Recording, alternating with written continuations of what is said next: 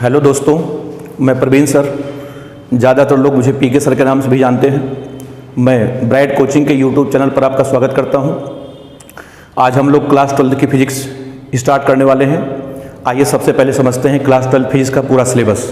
देखिए, जैसा कि बोर्ड पर लिखा है, टोटल फिजिक्स 8 यूनिट में हमने डिवाइड किया है। सबसे पहली यूनिट आपकी है स्थिर विद्युत की। इसमें आपके टोटल 5 अध्याय हैं। इसमें से बोर्ड एग्जाम में 8 नंबर का पूछा जाता है। हालांकि एनसीईआरटी में सब मिला करके पूरा एक ही चैप्टर दिया गया है, लेकिन हमने इसको अपने तरफ से आपको, ताकि अच्छा से अच्छा हम पढ़ा सकें, इसको हमने 5 अध्याय में डिवाइड कर दिया है। इसमें से टोटल 8 नंबर का पूछा जाता है। उसके बाद दूसरी यूनिट आपकी आती है धारा विद्युत। ये भी एनसीईआरटी में सब एक ही में दिया गया है, लेकिन हमने इसको 2 चैप्टर में डिवाइड किया है। इसमें से बोर्ड एग्जाम में 7 नंबर का आता है। तीसरी यूनिट आपकी है धारा का चुंबकीय प्रभाव। इसको भी सब एक ही में मिला के एनसीईआरटी में दिया गया है। हमने इसको अपने तरफ से 5 अध्याय में डिवाइड किया है। इसमें से बोर्ड एग्जाम में 16 नंबर का पूछा जाता है। उसके बाद चौथी यूनिट है विद्युत चुंबकीय तरंग। इसमें मात्र केवल 1 अध्याय है। इसमें से बोर्ड एग्जाम में केवल 4 नंबर का आता है। उसके बाद 5वीं यूनिट है प्रकाशिकी। प्रकाशिकी में हालांकि दो यूनिट और है। एक आपका है किरण प्रकाशिकी, दूसरा है तरंग प्रकाशिकी। तो पूरा हमने मिला करके प्रकाशिकी बनाया है। इसमें आपके टोटल 10 अध्याय हैं। इसमें से बोर्ड एग्जाम में कुल 13 नंबर का पूछा जाता है।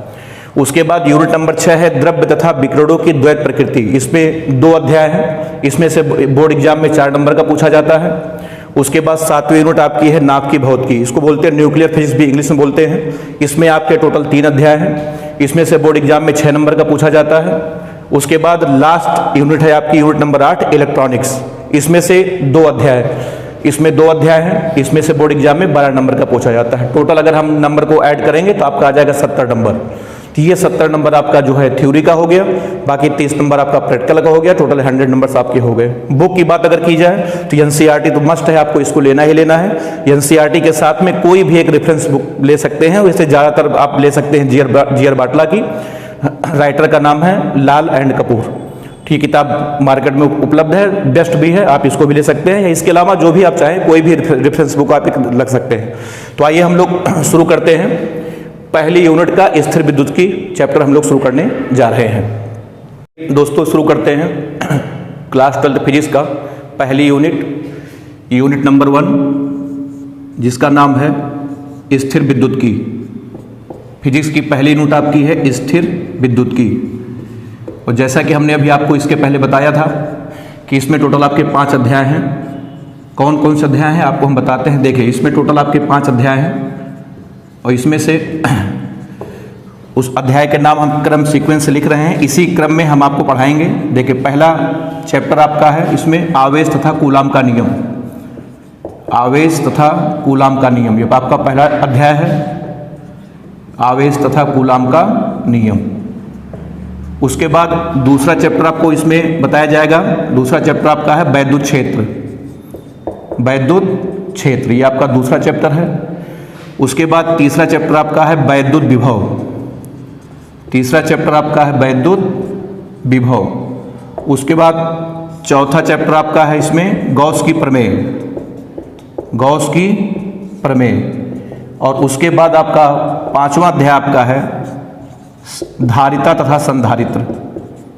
5वां चैप्टर आपका है धारिता तथा संधारित्र। ये आपके स्थिर विद्युत्की के 5 चैप्टर हैं।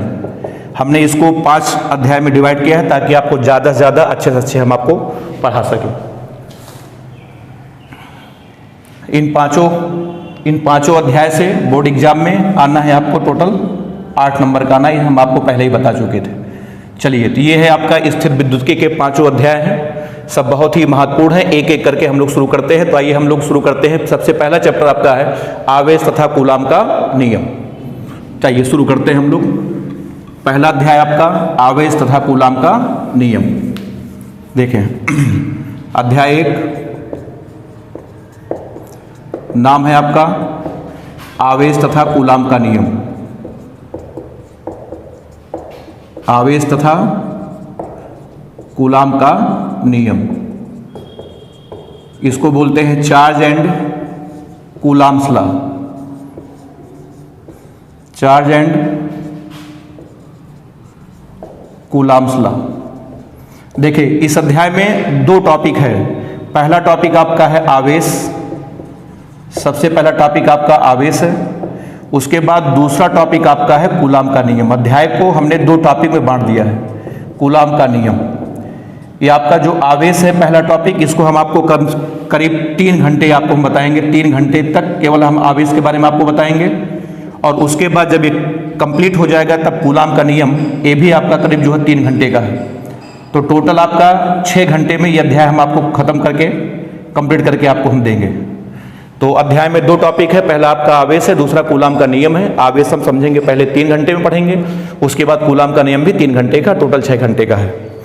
चलिए आइए सबसे पहले हम लोग समझते हैं आवेशन। अध्याय की सबसे पहली हेडिंग आपकी है आवेशन, इसको हम लोग बोलते हैं चार्जेशन।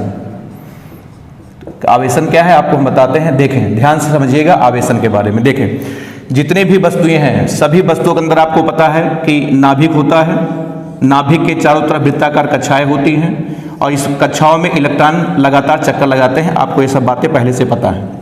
नाभिक के चारों तरफ वृत्ताकार कक्षाएं, कक्षाओं में इलेक्ट्रॉन जो है चक्कर लगाते रहते हैं। अब देखिए इलेक्ट्रॉन इसलिए चक्कर लगाते हैं क्योंकि नाभिक इलेक्ट्रॉन को अपनी तरफ आकर्षित किए रहता है, इसीलिए इलेक्ट्रॉन वृत्ताकार कक्षा में चक्कर लगाते हैं। अब सुनिए, जो इलेक्ट्रॉन सबसे बाहरी कक्षा में होता है उस पर नाभिक का आकर्षण बल सबसे कम होता है, क्योंकि वो नाभिक के काफी दूर होता है, इसलिए उसका नाभिक का आकर्षण बल उस इलेक्ट्रॉन पर सबसे कम होता है। अगर हम इस बाहरी कक्षा के इलेक्ट्रॉनों को बाहर से कुछ ऊर्जा दे दें, ऊर्जा कैसे देना, ऊर्जा खिला पिला के नहीं देना है। ऊर्जा देना है 2 तरीके से, या तो गर्म करके आप दे सकते हैं, या तो रगड़ करके दे सकते हैं। 2 तरीके से आप ऊर्जा दे सकते हैं बाहरी कक्षा के इलेक्ट्रॉनों को। तो जो इलेक्ट्रॉन सबसे बाहरी कक्षा में है उस पर नाभिक का आकर्षण बल सबसे कम होता है। अगर हम इस बाहरी कक्षा के इलेक्ट्रॉन को बाहर से कुछ ऊर्जा दे दे, थोड़ी सी ऊर्जा कैसे देना है, या तो गर्म करके या तो रगड़ करके, तो ये इलेक्ट्रॉन जब बाहर से ऊर्जा पा जाएंगे तो ये कक्षा छोड़ करके बाहर निकल जाते हैं। इतनी बात क्लियर है? एक बार फिर से रिपीट कर रहा हूं, जितने भी वस्तुएं हैं सभी वस्तुओं के अंदर नाभिक के चारों तरफ वृत्ताकार कक्षाएं होती है जिसमें इलेक्ट्रॉन लगातार चक्कर लगाते हैं। जो इलेक्ट्रॉन सबसे बाहरी कक्षा में होते हैं उस पर नाभिक का आकर्षण बल सबसे कम होता है। अगर आप इनको बाहर से थोड़ी सी ऊर्जा दे दे, ऊर्जा 2 प्रकार से आपको देना है, या तो गर्म करके या तो रगड़ करके, तो अगर ये ऊर्जा पा जाएंगे तो ये कक्षा छोड़ करके बाहर निकल जाएंगे। क्लियर है? अब आइए देखिए आपको बताते हैं आवेशन क्या है। देखें जैसे मान लिया 2 वस्तुएं हैं ए और बी, ध्यान दीजिएगा, कोई भी 2 वस्तु ए और बी है, अलग अलग पदार्थ की बनी है। अगर इन दोनों को आपस में हम लोग रगड़ें तो इलेक्ट्रॉन एक से निकलकर दूसरे में चला जाता है, इसी घटना का नाम है आवेशन। मतलब जब 2 वस्तुओं को हम आपस में रगड़ते हैं तो इलेक्ट्रॉन एक से निकलकर दूसरे में चले जाते हैं, इस घटना को हम लोग कहते हैं आवेशन। ठीक, सबसे पहला पॉइंट आपका यह है कि इलेक्ट्रॉन क्यों निकले। सबसे पहला पॉइंट आपका यह है कि इलेक्ट्रॉन क्यों निकले, इलेक्ट्रॉन क्यों निकले। उसके बाद दूसरा पॉइंट आपका है कि कौन से इलेक्ट्रॉन निकले, कौन से इलेक्ट्रॉन निकले, और तीसरा पॉइंट आपका है कि इलेक्ट्रॉन किससे निकलेंगे। 2 वस्तुएं जब हम ए और बी दोनों को जब आपस में रगड़ते हैं तो जो बाहरी कक्षा के इलेक्ट्रॉन होते हैं, रगड़ने से बाहरी कक्षा के इलेक्ट्रॉन को ऊर्जा मिल जाती है, तो वही इलेक्ट्रॉन एक वस्तु से निकल करके दूसरे वस्तु में चले जाते हैं। अब बात आती है इलेक्ट्रॉन किससे निकलेंगे। इसको समझाने के लिए आपको हम बताते हैं, एक छोटी सी परिभाषा है, हालांकि आपको लिखना नहीं है, बस आप केवल अभी समझ लें, आगे जब इलेक्ट्रॉनिक्स पढ़ेंगे तो वहाँ इसको पूरा पढ़ना है। अभी आप जान लें, एक छोटा सा टॉपिक होता है कार्यफलन। कार्यफलन आप समझ लें, कार्यफलन क्या है। देखें कि किसी वस्तु में से इलेक्ट्रॉन को निकालने के लिए एक निश्चित ऊर्जा की आवश्यकता होती है। कोई भी वस्तु हो, अगर आप चाहते हैं कि उसमें से इलेक्ट्रॉन निकले तो आपको एक निश्चित ऊर्जा उसको देनी पड़ेगी। जब तक आप एक निश्चित ऊर्जा नहीं देंगे तब तक उसमें से इलेक्ट्रॉन नहीं निकलेंगे। तो किसी वस्तु में से इलेक्ट्रॉन को निकालने के लिए एक निश्चित न्यूनतम ऊर्जा की आवश्यकता होती है, उसी निश्चित न्यूनतम ऊर्जा को हम लोग कहते हैं कार्यफलन। यह है कार्यफलन की परिभाषा, लिखने की जरूरत नहीं है कि किसी वस्तु में से इलेक्ट्रॉन को निकालने के लिए एक निश्चित ऊर्जा की आवश्यकता होती है, उस ऊर्जा को हम लोग कहते हैं कार्यफलन। ठीक, तो जब ए और बी हमने दोनों को रगड़ा तो इलेक्ट्रॉन उससे निकलेंगे जिसका कार्यफलन कम होगा। कार्यफलन हम ऐसे समझ सकते हैं, देखें जैसे मान लिया क्लास में कई छात्र आप बैठे हैं, पढ़ाई कर रहे हैं, तो किसी छात्र को क्लास से बाहर निकालने के लिए एक निश्चित न्यूनतम ऊर्जा की आवश्यकता होती है, उस ऊर्जा को छात्र का कार्यफलन कहते हैं। जैसे कोई छात्र क्लास में बैठे हैं, उससे उसके बगल वाले ने कहा कि आप क्लास से बाहर जाओ, तो छात्र अपने बगल वाले के कहने से क्लास से बाहर नहीं जाएगा। क्यों? क्योंकि उस छात्र को क्लास से बाहर निकालने में जितनी ऊर्जा की आवश्यकता होती है वह ऊर्जा उसके बगल वाले के पास नहीं है। हाँ, मैं बोल दूं कि निकलो क्लास से बाहर जाओ, तब उसको जाना पड़ेगा। इसका मतलब तो उसको क्लास से बाहर निकालने में जितनी ऊर्जा की आवश्यकता लगी वही उस छात्र का कार्यफलन है। और जितने भी छात्र होते हैं सबका कार्यफलन अलग अलग होता है। क्लास में कुछ छात्र सीधे हैं, कुछ टेढ़े टाइप के हैं। जैसे हमने 5-6 छात्रों से कहा क्लास से बाहर जाओ, एक छात्र तुरंत चले गए, एक जो है लड़ाई करने लिए कि हम नहीं जाएंगे। तो कहने का मतलब है कि सबका कार्यफलन अलग अलग होता है। तो 5 छात्र आपस में बात कर रहे थे, मैंने 5 से कहा क्लास से बाहर जाओ। पहले कौन जाएगा कि जिसको निकलने में सबसे कम ऊर्जा लगेगी, अर्थात जिसका कार्यफलन सबसे कम होगा। तो वही सेम वही बात यहाँ पर भी है कि ए और बी दो वस्तुओं को आपस में रगड़ा गया, इलेक्ट्रॉन किससे निकलेंगे, इसका आंसर है जिसका कार्यफलन सबसे कम होगा। अब देखिए आइए फिर बात करते हैं आवेशन की। आवेशन की परिभाषा सुनिए। जब दो वस्तुओं को हम आपस में रगड़ते हैं तो इलेक्ट्रॉन एक से निकलकर दूसरे में चले जाते हैं, इस घटना का नाम आवेशन है। पहला पॉइंट, कौन से इलेक्ट्रॉन निकले हैं, आंसर बाहरी कक्षा के। दूसरा, इलेक्ट्रॉन क्यों निकले हैं, क्योंकि रगड़ने से बाहरी कक्षा के इलेक्ट्रॉनों को ऊर्जा मिल गई है। और तीसरा पॉइंट, इलेक्ट्रॉन किससे निकलेंगे, इसका आंसर है कि जिसका कार्यफलन सबसे कम होगा। अब आइए इस परिभाषा को हम नोट करते हैं, जिससे आप भी अच्छे तरीके से नोट करके अपना नोट्स बना लें। देखें आवेशन की परिभाषा होती है कि जब दो वस्तुओं को आपस में रगड़ा जाता है, जब दो वस्तुओं को आपस में रगड़ा जाता है तो इलेक्ट्रॉन एक वस्तु से निकलकर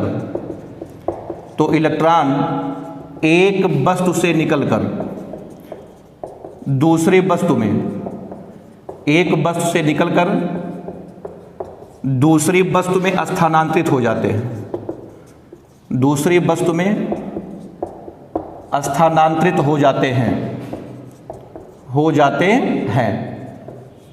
इस घटना को आवेशन कहते हैं, इस घटना को आवेशन कहते हैं। यह है आवेशन की परिभाषा।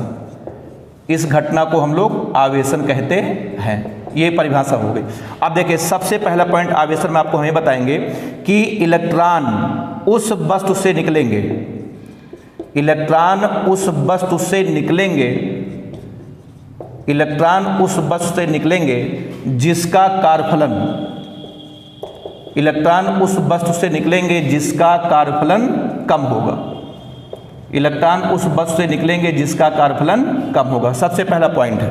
और देखें दूसरा पॉइंट आपका ये है कि आपको पता होगा कि इलेक्ट्रॉन का जो द्रव्यमान होता है वो होता है 9.1 गुणे 10 की घात -31 किलोग्राम। अभी आगे आपको बताया जाएगा। ये इलेक्ट्रॉन का द्रव्यमान है। तो अगर किसी वस्तु से इलेक्ट्रॉन निकल जाएंगे, इसका मतलब है उससे इतना द्रव्यमान निकल गया। इसका मतलब कि ये हुआ कि जिस वस्तु से इलेक्ट्रॉन निकलेंगे हमेशा उसके द्रव्यमान में कमी होगी। दूसरे पॉइंट हम लिख रहे हैं कि यदि इलेक्ट्रॉन निकलते हैं, ध्यान दीजिएगा, यदि इलेक्ट्रॉन निकलेंगे, अगर वस्तु से इलेक्ट्रॉन निकलेंगे तो हमेशा वस्तु के द्रव्यमान में कमी होगी। अगर इलेक्ट्रॉन निकलते हैं तो वस्तु के द्रव्यमान में कमी होगी, कमी। और दूसरी बात, यदि इलेक्ट्रॉन आएंगे, अगर इलेक्ट्रॉन किसी वस्तु पर आते हैं तो उसके द्रव्यमान में हमेशा वृद्धि होगी, उसके द्रव्यमान में वृद्धि होगी। आप इतनी बातों को आप नोट कर ले, फिर उसके बाद हम लोग आगे चलते हैं। देखें 2 पॉइंट हमने बताया था। और देखें तीसरे पॉइंट में आपका ये है, ध्यान दीजिएगा कि मास ऑफ इलेक्ट्रॉन का द्रव्यमान आपका होता है 9.1 गुणे 10 की घात -31 किलोग्राम। ये इलेक्ट्रॉन का द्रव्यमान है। उसके बाद मास ऑफ प्रोटॉन आपका होता है 1.673 गुणे 10 की घात -27 किलोग्राम। ये प्रोटॉन का द्रव्यमान है। आपको ये हमेशा आज के बाद हमेशा याद होना चाहिए। उसके बाद मास ऑफ न्यूट्रॉन, ये होता है 1.675 गुणे 10 की घात -27 किलोग्राम। ये तीनों के द्रव्यमान है, आपको हमेशा याद हो तो आपको समझ में आ गया होगा कि सबसे ज़्यादा द्रव्यमान होता है न्यूट्रॉन का, उसके बाद होता है प्रोटॉन का, उसके बाद होता है इलेक्ट्रॉन का। तो तीनों में सबसे भारी न्यूट्रॉन है, उसके बाद प्रोटॉन है, उसके बाद सबसे हल्का आपका इलेक्ट्रॉन है। हम कह सकते हैं कि mass of neutron greater then mass of proton, उसके बाद greater then mass of electron. ये हुई आवेशन के बारे में 3 पॉइंट। एक बार फिर से आपको हम रिपीट कर दे रहे हैं। हमने अध्याय में सबसे पहले हेड लिखे थे आवेशन। आवेशन की परिभाषा हमने आपको बताई कि जब दो वस्तुओं को आपस में रगड़ा जाता है तो इलेक्ट्रॉन एक से निकलकर दूसरे में चले जाते हैं, घटना का नाम है आवेशन। सबसे पहला प्रश्न, कौन से इलेक्ट्रॉन निकलते हैं, इसका आंसर है बाहरी कक्षा के। नंबर 2, इलेक्ट्रॉन क्यों निकले? इसका आंसर है क्योंकि रगड़ने से बाहरी कक्षा के इलेक्ट्रॉनों को ऊर्जा मिल जाती है। और तीसरा पॉइंट, इलेक्ट्रॉन किससे निकलते हैं? इसका आंसर है जिसका कार्यफलन कम होता है। और किसी वस्तु से अगर इलेक्ट्रॉन निकलेंगे हमेशा उसके द्रव्यमान में कमी होगी, और जिस पर इलेक्ट्रॉन जाएंगे उसके द्रव्यमान में वृद्धि होगी। और तीसरे पॉइंट में ये देखिए तीनों के इलेक्ट्रॉन, प्रोटॉन, न्यूट्रॉन तीनों के द्रव्यमान है। सबसे ज्यादा द्रव्यमान आपका होता है न्यूट्रॉन का, उसके बाद होता है प्रोटॉन का, उसके बाद इलेक्ट्रॉन का। ये तो आपका जानकारी हुई आवेशन के बारे में। अब आइए उसके बाद दूसरे हेडिंग हम लोग पढ़ने जा रहे हैं। अब आप बात करते हैं आवेश के बारे में। देखें, तो अध्याय की दूसरी हेडिंग आपकी है आवेश। आवेश को हम लोग अंग्रेजी में बोलते हैं चार्ज। अब आइए समझते हैं कि आवेश क्या होता है। ठीक, इसको बहुत ध्यान समझिए, आवेश क्या है। देखें, एग्जाम्पल से आपको समझाने का हम प्रयास करते हैं। जैसे देखिए, मान लिया आपका ये सूखा बाल है, बाल में तेल या पानी कुछ भी ना लगा हो, बाल एकदम सूखा हो, और उसके बाद आप कंघी ले लीजिए। कंघी, ये आपकी कंघी है। अब आप एक काम करिए, कंघी को बाल पर रगड़िए। तो जब आप कंघी को बाल पर रगड़ेंगे, रगड़ने के पश्चात आप कंघी को कागज के छोटे छोटे टुकड़े के पास में आप ले जाइए। ये देखिए, ये बहुत लोगों ने घटना को कई बार देखा होगा। ये कागज के छोटे छोटे आपके टुकड़े हैं। कंघी को आप बाल पे रगड़िए और रगड़ने के बाद कंघी को कागज के छोटे छोटे टुकड़े के पास में ले आइए। तो आप देखेंगे कि कंघी कागज के टुकड़ों को अपनी तरफ आकर्षित कर लेगी। आप कभी भी घर में अपने देख सकते हैं, लेकिन बाल एकदम सूखा हो, बाल में तेल या पानी कुछ भी ना लगा हो। तो जब आपने कंघी को बाल पे रगड़ा तो आपने देखा कि कंघी ने कागज के छोटे छोटे टुकड़ों को अपनी तरफ आकर्षित कर लिया। इसका मतलब ये बिना रगड़े आकर्षित नहीं करेगी। अगर आप ये सोचे कि बिना रगड़े कंघी आकर्षित कर ले, तो ऐसा कभी नहीं होगा। आकर्षित तब करेगा जब आप कंघी को बाल पे रगड़ेंगे। इसका यह मतलब हुआ कि जब आपने कंघी को बाल पे रगड़ा तो रगड़ने के पश्चात कंघी में एक गुण आ गया। उसी गुण की वजह से कंघी ने कागज के टुकड़ों को अपनी तरफ आकर्षित किया है। तो कंघी रगड़ने के बाद कंघी में जो गुण आया है उसी गुण का नाम है आवेश। इसका मतलब आवेश क्या है? आवेश वस्तु का गुण है। आवेश किसी वस्तु का गुण है, कब आता है? रगड़ने के बाद। तो आवेश के बारे में बस केवल एक पॉइंट, आवेश वस्तु का गुण होता है। लेकिन ये गुण कब आएगा? जब हम दो वस्तुओं को आपस में रगड़ेंगे। दो वस्तुओं को आपस में रगड़ा गया, रगड़ने के बाद उनमें जो भी प्रॉपर्टी या जो भी गुण आता है उसी गुण का नाम आवेश है। अब आइए आवेश की परिभाषा हम लोग कैसे देंगे, सुनिए। जब कंघी ने कागज के टुकड़ों को अपनी तरफ आकर्षित किया, इससे जो घटना आपको देखने को मिली, इस घटना को हम लोग बोलते हैं वैद्युत प्रभाव। इस घटना का नाम वैद्युत प्रभाव है। अब देखिए, आवेश की परिभाषा आपको हम बता रहे हैं कि किसी वस्तु का वह गुण, किसी वस्तु का वह गुण जिसके कारण उसमें वैद्युत प्रभाव की घटना हमें देखने को मिलती है, उसी गुण को हम कहते हैं आवेश। यह है आवेश की शुद्ध परिभाषा। एक बार फिर से, कि किसी वस्तु का वह गुण जिसके कारण उसमें वैद्युत प्रभाव की घटना हमें देखने को मिलती है, उसी गुण को हम लोग कहते हैं आवेश। तो आवेश के बारे में दो महत्वपूर्ण जानकारी। पहली जानकारी, आवेश वस्तु का गुण है, कब आता है? रगड़ने के बाद। और परिभाषा में इसको हम लोग ऐसे बोलेंगे कि किसी वस्तु का वह गुण जिसके कारण उसमें वैद्युत तथा चुंबकीय प्रभाव की घटना घटित होती है, उसी गुण को हम लोग कहते हैं आवेश। तो आइए हम आपको आवेश की परिभाषा लिख करके दिखाते हैं कि परिभाषा आप कैसे लिखेंगे, कैसे याद रखेंगे। देखें, आवेश की परिभाषा होगी कि किसी वस्तु का वह गुण, किसी वस्तु का वह गुण जिसके कारण उसमें, किसी वस्तु का वह गुण जिसके कारण उसमें वैद्युत तथा चुंबकीय दोनों प्रभाव की बात हो रही है। अभी वैद्युत प्रभाव हमने आपको बताया, चुंबकीय भी होता है। जिसके कारण उसमें वैद्युत तथा चुंबकीय प्रभाव की घटना, वैद्युत तथा चुंबकीय प्रभाव की घटना, चुंबकीय प्रभाव की घटना घटित होती है, घटना घटित होती है, आवेश कहते हैं। यह है आवेश की शुद्ध परिभाषा, कि किसी वस्तु का वह गुण जिसके कारण उसमें वैद्युत तथा चुंबकीय प्रभाव की घटना घटित होती है, क्या कहते हैं? आवेश कहते हैं। आवेश के बारे में सबसे पहला पॉइंट यह है कि आवेश को हम लोग क्यू से लिखते हैं। आवेश को स्मॉल क्यू से हम लोग लिखते हैं, कभी कभी कैपिटल क्यू से भी लिखते हैं। आवेश को हम लोग स्मॉल क्यू से लिखते हैं, पहला पॉइंट। दूसरे पॉइंट में आवेश आपकी अदिश राशि है, क्योंकि आवेश आपको पता है गुण है, और गुण में कभी दिशा नहीं होती, इसलिए आवेश कौन सी राशि है? आवेश अदिश राशि है। दूसरा पॉइंट हो गया। और उसके बाद तीसरा पॉइंट आपका यह है कि आवेश व्युत्पन्न राशि है। आवेश कौन सी राशि है? व्युत्पन्न राशि। राशियां आपको पता है दो प्रकार की होती है, एक होती है मूल राशियां जो 7 हैं, और 7 के अलावा जितनी भी राशियां हैं लगभग सब आवेश व्युत्पन्न राशि है। यह है आपकी आवेश की परिभाषा। आवेश की परिभाषा, किसी वस्तु का वह गुण जिसके कारण उसमें वैद्युत तथा चुंबकीय प्रभाव की घटना घटित होती है, आवेश कहते हैं। पहला पॉइंट, आवेश को क्यू से लिखते हैं, आवेश अदिश राशि है। और नंबर 3, आवेश व्युत्पन्न राशि है। आवेश की परिभाषा हो गई थी। चलिए अब हम लोग अगली हेडिंग पढ़ने जा रहे हैं, आवेश के गुण। परिभाषा आप समझ चुके हैं, अब आइए बात करते हैं आवेश के गुण। तो छोटे मोटे 7 या 8 गुण हैं, आपको हम एक एक करके बताते हैं। इसको अंग्रेजी में हम लोग बोलेंगे प्रॉपर्टीज ऑफ चार्ज। एक एक करके आप सारे गुण को देखिए, आवेश के गुण, प्रॉपर्टीज ऑफ चार्ज। देखें आवेश का, देखें सबसे पहला गुण है नंबर 1 कि आवेश जो है आपका 2 प्रकार का होता है। आवेश 2 प्रकार का होता है, ठीक है, 2 प्रकार का होता है, आपको पता होगा। एक आपका होता है धन आवेश और दूसरा आपका होता है ऋण आवेश। पहला आपका है धन आवेश और उसके बाद दूसरा आपका है ऋण आवेश। ये 2 प्रकार का आपका आवेश हो गया। अब देखें किस धन आवेश कब आता है, किसी वस्तु पे धन आवेश तब आएगा जब उसमें से इलेक्ट्रॉन निकलते हैं। जब इलेक्ट्रॉन निकलते हैं, निकलने से वस्तु पर आपका धनावेश आएगा। और अभी हम इसके पहले हम आपको बताए थे कि अगर वस्तु से इलेक्ट्रॉन निकलेंगे तो वस्तु के हमेशा द्रव्यमान में कमी होगी। अगर इलेक्ट्रॉन निकलते हैं तो द्रव्यमान में हमेशा कमी होगी। ये पॉइंट आपका हो गया। और दूसरा होता है ऋण आवेश। तो ऋण आवेश तब आता है जब इलेक्ट्रॉन आते हैं। जब किसी वस्तु पर इलेक्ट्रॉन आते हैं तो उस वस्तु पर आता है ऋण आवेश। और अगर ऋण आवेश आएगा तो वस्तु के द्रव्यमान में हमेशा वृद्धि होगी। ऋण आवेश आने से द्रव्यमान में वृद्धि होगी। तो ये आवेश का पहला गुण आपका था कि आवेश 2 प्रकार का होता है, एक होता है धन आवेश, दूसरा होता है ऋण आवेश। धन आवेश तब आएगा जब इलेक्ट्रॉन निकल जाएंगे और इलेक्ट्रॉन के निकलने से वस्तु के द्रव्यमान में कमी आ जाएगी। दूसरा होता आपका ऋण आवेश। ऋण आवेश तब आएगा कि जब इलेक्ट्रॉन वस्तु पर आएंगे और अगर इलेक्ट्रॉन वस्तु पर आते हैं तो द्रव्यमान में कमी होगी। ये जो आवेश 2 प्रकार का होता है, इस बात को बताया था 1750 में, ढूंढा था 1750 में बताया था। बेंजामिन फ्रैंकलिन ने बताया था इस बात को। बेंजामिन फ्रैंकलिन ने बताया था पूरी दुनिया को कि 1750 की बात है कि आवेश 2 प्रकार का होता है, एक आपका होता है धन आवेश, दूसरा आपका ऋण आवेश। ये आपका पहला पॉइंट आपका हो गया। अब आप उसके बाद देखें दूसरे पॉइंट में बात करते हैं, नोट कर लिए होंगे आप लोग। अब उसके बाद देखें दूसरा पॉइंट।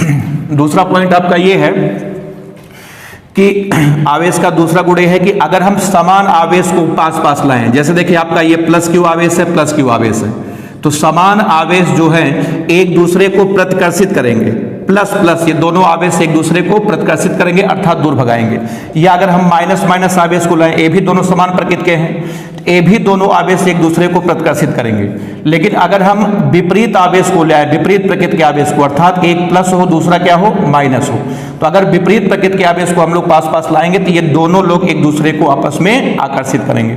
तो आवेश का दूसरा गुण ये हो गया कि समान प्रकृति के, दूसरा गुण आपका ये है कि समान प्रकृति के आवेश, समान प्रकृति के आवेशों में, समान प्रकृति के आवेशों में प्रतिकर्षण, ये आवेश का दूसरा गुण है। समान प्रकृति के आवेशों में प्रतिकर्षण तथा विपरीत प्रकृति के आवेशों में, तथा विपरीत प्रकृति के आवेशों में आकर्षण बल कार्य करता है। यह है आवेश का आकर्षण कार्य करता है। यह आवेश का गुण नंबर 2 हो गया। तो पहला गुण आपका था कि आवेश 2 प्रकार का होता है। दूसरा गुण आपका है कि समान प्रकृति के आवेशों में प्रतिकर्षण तथा विपरीत प्रकृति के आवेशों में आकर्षण कार्य करता है। उसके बाद आइए बात करते हैं तीसरे गुण के बारे में। चलिए आवेश के 2 गुण हो गए थे, अब आप तीसरा गुण देखें। पहले हम लिख दें फिर उसके बाद आपको हम समझाते हैं कि कैसे आया। देखिए तीसरा गुण है कि आवेश को ना तो उत्पन्न किया जा सकता है, आवेश को ना तो उत्पन्न किया जा सकता है और ना ही नष्ट। आवेश को ना तो उत्पन्न किया जा सकता है और ना ही नष्ट। तो क्या जा सकता है? आवेश को केवल एक स्थान से दूसरे स्थान तक, आवेश को केवल एक स्थान से दूसरे स्थान तक स्थानांतरित किया जा सकता है। दूसरे स्थान तक स्थानांतरित किया जा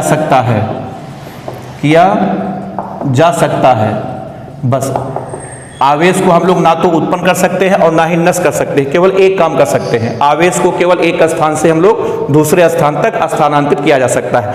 इस सेंटेंस को, इसे हम लोग आवेश के संरक्षण का सिद्धांत कहते हैं। इसे आवेश के संरक्षण का सिद्धांत कहते हैं। एक नंबर में कभी कभी पूछा जाता है कि आवेश के संरक्षण का सिद्धांत लिखिए, तो आप यही सेंटेंस लिखेंगे कि आवेश को ना तो उत्पन्न किया जा सकता है और ना ही नष्ट किया जा सकता है। एक काम आप कर सकते हैं, आवेश को केवल एक स्थान से दूसरे स्थान तक स्थानांतरित किया जा सकता है। इसे आवेश के संरक्षण का सिद्धांत कहते हैं। अब ये कैसे होता है हम आपको समझाने का प्रयास करते हैं। देखिएगा, जैसे मान लिया ये आपका सूखा बाल है, उसके बाद ये देखिए आपकी कंघी है, कंघी आपने जो है कंघी को बाल पे रगड़ा, तो जब आप कंघी को बाल पे रगड़ेंगे तो हम आपको पहले ही बता चुके हैं कि इलेक्ट्रॉन एक से निकलकर दूसरी वस्तु में जाएंगे।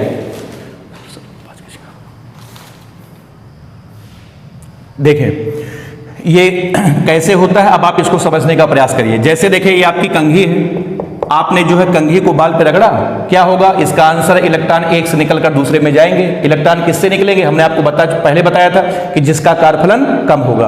अब किसका कार्यफलन कम है, किसका ज्यादा है, ये आपसे कोई पूछेगा नहीं, उल्टा आपको बताया जाएगा, दिया रहेगा कि किसका कार्यफलन कम है, किसका ज्यादा। तो मैं आपको बताता हूं, ये जो बाल है, बाल का कार्यफलन कम होता है। तो जब आप कंघी को बाल पे रगड़ेंगे तो इलेक्ट्रॉन बाल से निकलकर कंघी पर जाएंगे।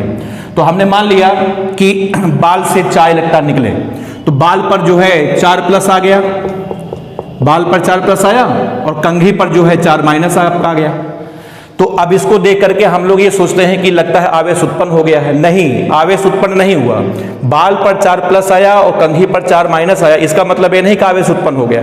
देखिए कैसे, क्योंकि रगड़ने के पहले जब आपने कंघी को बाल पे नहीं रगड़ा था, तो रगड़ने के पहले बताइए कुल आवेश कितना था, आंसर 0। अब आप बताइए रगड़ने के बाद बताइए कुल आवेश कितना है, इस पर 4+ है, इस पर 4- है, जोड़ेंगे अब भी 0 हो गया। इसका मतलब आवेश उत्पन्न नहीं हुआ, आवेश केवल स्थानांतरित हुआ है, बस।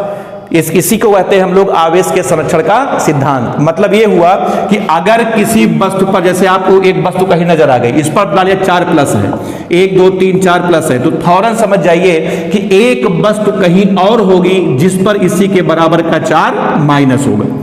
ठीक है, क्योंकि आवेश को हम लोग ना तो उत्पन्न कर सकते हैं ना ही नष्ट कर सकते हैं, केवल आवेश को एक स्थान से दूसरे स्थान तक स्थानांतरित किया जा सकता है। इसे हम लोग आवेश के संरक्षण का सिद्धांत कहते हैं। ये था आपका पॉइंट नंबर 3। इसी प्रकार चौथा गुण ये है, हम कह सकते हैं कि समस्त ब्रह्मांड का, ध्यान दीजिएगा, चौथा पॉइंट आपका ये है कि समस्त ब्रह्मांड का, ध्यान दीजिएगा, समस्त ब्रह्मांड का कुल आवेश सदैव नियत रहता है। समस्त ब्रह्मांड का कुल आवेश सदैव नियत रहता है। ठीक है, पूरे ब्रह्मांड में 3 चीजें हमेशा नियत रहती है। एक तो कुल ऊर्जा नियत रहती है, जिसे आप लोग ने पढ़ा होगा ऊर्जा संरक्षण का सिद्धांत। उसके बाद कुल संवेग नियत रहता है, उसे कहते हैं संवेग के संरक्षण का सिद्धांत। और आज हम लोगों ने देखा कि समस्त ब्रह्मांड का कुल आवेश भी हमेशा क्या रहता है, नियत रहता है। इसे कहते हैं आवेश के संरक्षण का सिद्धांत। तो ये आवेश के बारे में कुल कितने गुण हो गए, 4। चलिए, आवेश के 5 गुण हो गए। अब आप उसके बाद आवेश का गुण नंबर 6 देखिए। ठीक, एक छोटा सा प्रश्न है, पहले हम आपसे पूछते हैं, फिर उसके बाद इस पे चर्चा करेंगे। देखें, प्रश्न आपका ये है कि 2 वस्तुएं हैं A और B। एक वस्तु आपकी A है, उसके बाद दूसरी वस्तु B है। ठीक, दोनों वस्तुएं एक दूसरे को आकर्षित कर रही हैं, दोनों वस्तुएं एक दूसरे को क्या कर रही हैं, आकर्षित कर रही हैं। ठीक, ये हमने आपको बता दिया। ठीक, अब हमारा प्रश्न ये है कि बताइए क्या दोनों पर आवेश होगा, क्या दोनों पर आवेश होगा?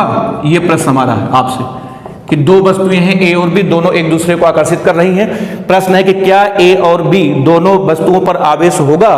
तो इसका पहला आंसर आएगा कि हाँ होगा। इसका पहला आंसर है कि आवेश होगा, हाँ बिल्कुल होगा। और अगर होगा तो एक पर प्लस होगा और दूसरे पर माइनस होगा, क्योंकि अभी इसके पहले हमने आपको बताया कि विपरीत आवेश एक दूसरे को क्या करते हैं, अपनी ओर आकर्षित करते हैं। यह आंसर बिल्कुल सही है कि दोनों पर आवेश होगा। अच्छा, इसका एक आंसर और है, हम आपको बता रहे हैं। इसका एक आंसर यह है कि दोनों पर आवेश नहीं होगा। दोनों पर आवेश नहीं होगा, तब पर भी दोनों वस्तुएं एक दूसरे को अपनी तरफ आकर्षित करेंगे। कैसे आकर्षित करेंगी? आपने पढ़ा होगा न्यूटन का गुरुत्वाकर्षण का नियम। न्यूटन का गुरुत्वाकर्षण का नियम, न्यूटन ने बताया था कि ब्रह्मांड में प्रत्येक दो वस्तुएं एक दूसरे को अपनी तरफ क्या करती हैं? आकर्षित करती हैं। तो उनके आकर्षण के लिए आवेश का होना जरूरी नहीं है, बस दोनों वस्तुओं में क्या चाहिए? द्रव्यमान। तो ये भी आंसर सही है और ये भी आंसर आपका सही है। आवेश होगा, ये भी आंसर सही है, और आवेश नहीं होगा, ये भी आंसर आपका सही है। तो इसका मतलब अब अगर आपसे पूछा जाए कि दो वस्तुएं एक दूसरे को आकर्षित कर रही हैं, प्रश्न क्या दोनों पर आवेश होगा, तो इसका दो आंसर है। इसका पहला आंसर है कि हाँ आवेश, इसका आंसर है कि आवेश हो भी सकता है और नहीं भी। ठीक, इसका जवाब है कि आवेश हो भी सकता और नहीं भी। आप कंफर्म नहीं कर सकते कि आवेश होगा, आवेश हो भी सकता और नहीं भी। अब देखिए अगला प्रश्न ये है कि दो वस्तुएं ए और बी हैं। अब आप बताइए, दो वस्तुएं एक दूसरे को प्रतिकर्षित कर रही हैं। दोनों वस्तुएं एक दूसरे को क्या कर रही हैं? प्रतिकर्षित कर रही हैं। अब प्रश्न बताइए क्या दोनों पर आवेश होगा? इसका आंसर है कि अब 100%, अब हम कह सकते हैं कि 100% हाँ दोनों पर आवेश होगा आवेश। और ये भी तय है कि या तो दोनों पर प्लस होगा या तो दोनों पर माइनस होगा। तो आपने क्या देखा कि जैसे ही हमने प्रतिकर्षण का नाम लिया, तुरंत आप ये बोल दिया कि हाँ दोनों पर आवेश होगा। लेकिन जब हम आकर्षण का नाम लेते हैं तो हम कंफर्म नहीं कह पाते कि दोनों पर आवेश होगा। इसका यह मतलब हुआ कि आवेश को चेक करने का सबसे सही तरीका बताइए, आकर्षण है कि प्रतिकर्षण? तो आवेश को चेक करने का सबसे बढ़िया तरीका क्या है? प्रतिकर्षण, ना कि आकर्षण। तो आज के बाद दो वस्तुएं एक दूसरे को आकर्षित करें तो आप चिल्लाइए मत कि हाँ दोनों पर आवेश होगा। इसका जवाब है आवेश हो भी सकता और नहीं भी। लेकिन अगर दो वस्तुएं एक दूसरे को प्रतिकर्षित करती नजर आ जाएं तो 100% गारंटी के साथ हम कह सकते हैं कि हाँ दोनों पर आवेश होगा। तो बताइए इस कहानी से आपको क्या ज्ञान प्राप्त हुआ? हमने ये सीखा गुण नंबर 6 में कि हम कह सकते हैं कि आवेश का सही परीक्षण, आवेश का सही परीक्षण प्रतिकर्षण है। आवेश का सही परीक्षण प्रतिकर्षण है, प्रतिकर्षण है ना कि आकर्षण। आवेश का सही परीक्षण प्रतिकर्षण है ना कि आकर्षण। ये हुआ आवेश का आपका गुण नंबर 6।